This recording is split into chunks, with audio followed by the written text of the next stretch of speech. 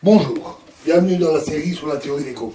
Alors, dans le cas n supérieur ou égal à 3, la description générale des rotations, en raison de l'existence de vecteurs isotropes, est dans ce cas beaucoup plus compliquée que celle qu'on a vue pour le cas euclidien ou pour le cas n égale 2. On ne le donnera donc pas ici. On peut quand même dire un certain nombre de choses importantes. Alors, le groupe des commutateurs de Ophi est ici un sous-groupe d'indice 2 de O plus phi qu'on appelle le groupe orthochrone et qu'on note comme avant O plus phi.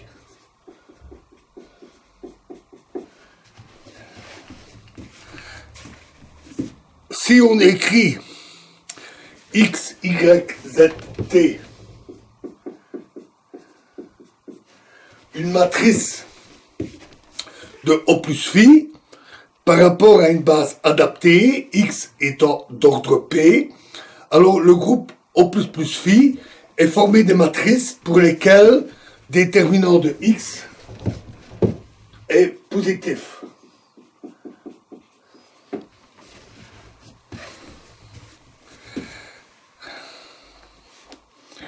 On a toujours que Z0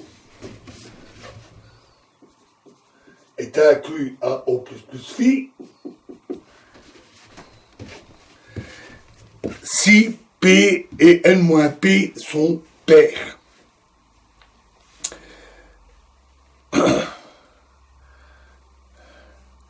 Et on a O plus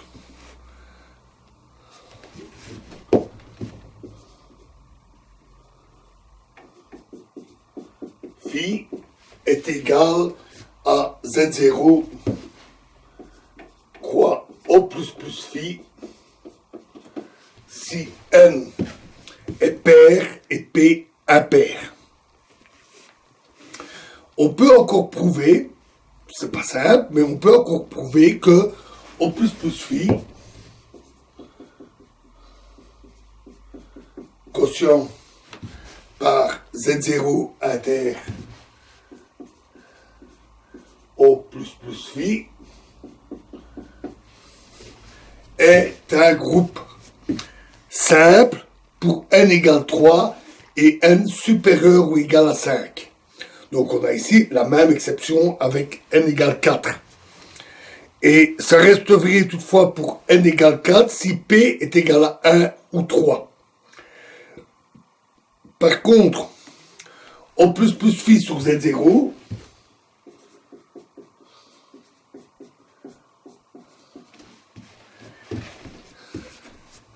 est produit direct de deux groupes simples dans le cas n égale 4 et p égale 2. Les méthodes employées ici pour démontrer tout ça sont tout à fait différentes, plus complexes que celles qui sont employées dans le cas euclidien. Alors, soit phi une forme bilinéaire symétrique de signature n-1, 1. Donc, dans le cas particulier, 1, n-1.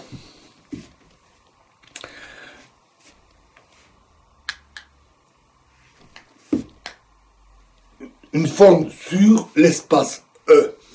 Et soit F, la partie de l'espace projectif P de E, correspondant au vecteur X qui appartiennent à E, tel que phi xx inférieur à 0, qui donne alors F.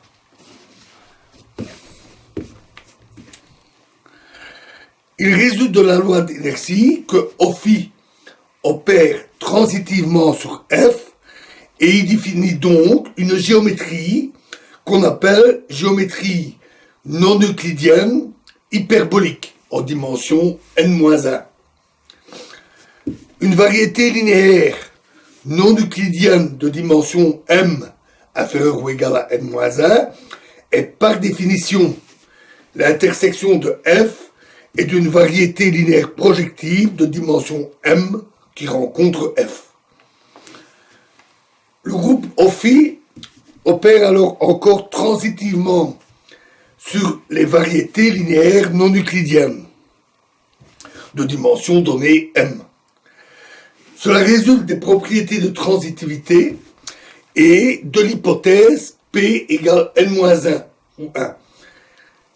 La propriété analogue serait inexacte pour M différent de 0 et M différent de n-1 et si l'on prenait P compris entre n' et n-2. La quadrique Q est qualifiée d'absolue dans l'espace non euclidien F. Elle n'y est évidemment pas contenue, mais donne un moyen commode d'étudier les propriétés de l'espace non euclidien F. Par exemple, comme deux plans de E peuvent rencontrer F et avoir une intersection qui soit une droite Rx avec phi x positif, l'existence d'une infinité de droites non euclidiennes passant par un point A contenu dans le plan non euclidien déterminé par A et une droite D qui ne rencontre pas D est immédiate. C'est-à-dire qu'il existe une infinité de parallèles à la droite D passant par A. De même, l'étude faite précédemment, dans le cas n égale 2, conduit à définir la distance non euclidienne de deux points A1 et A2 de F comme suit. On considère les deux points I et I', où la droite non euclidienne A1, A2 rencontre la quadrique Q. Et on prend pour distance entre A1 et A2 le nombre, en valeur absolue, log I', A1, A2.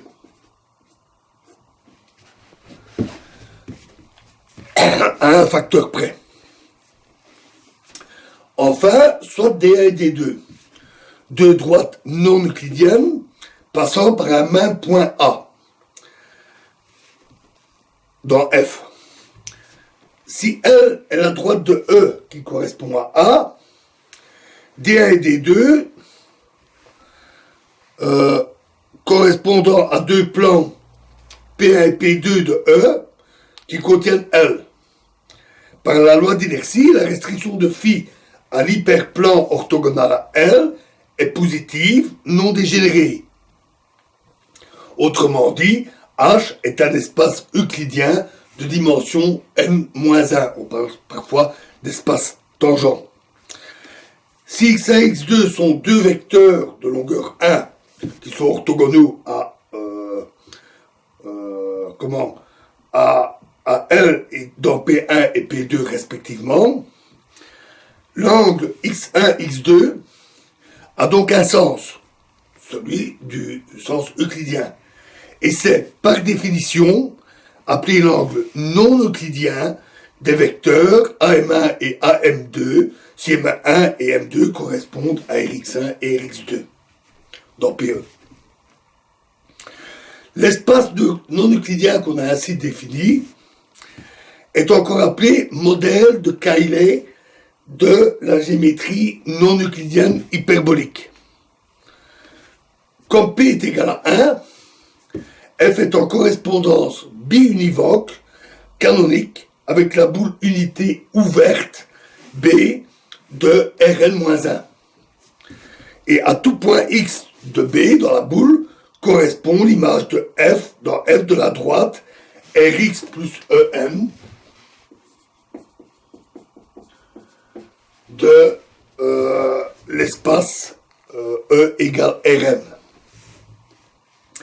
En transportant le modèle de Cayley par cette correspondance, on obtient le modèle de Beltrami, bien connu, géométrie hyperbolique définie dans la boule, où l'absolu est la sphère unité qui est définie par x égale 1, sphère unité à nouveau qui n'est pas contenue dans l'espace hyperbolique, puisque c'est une boule ouverte. Voilà, alors nous continuerons encore quelques mots sur les aspects de géométrie non euclidienne et nous verrons les généralisations. Je vous remercie.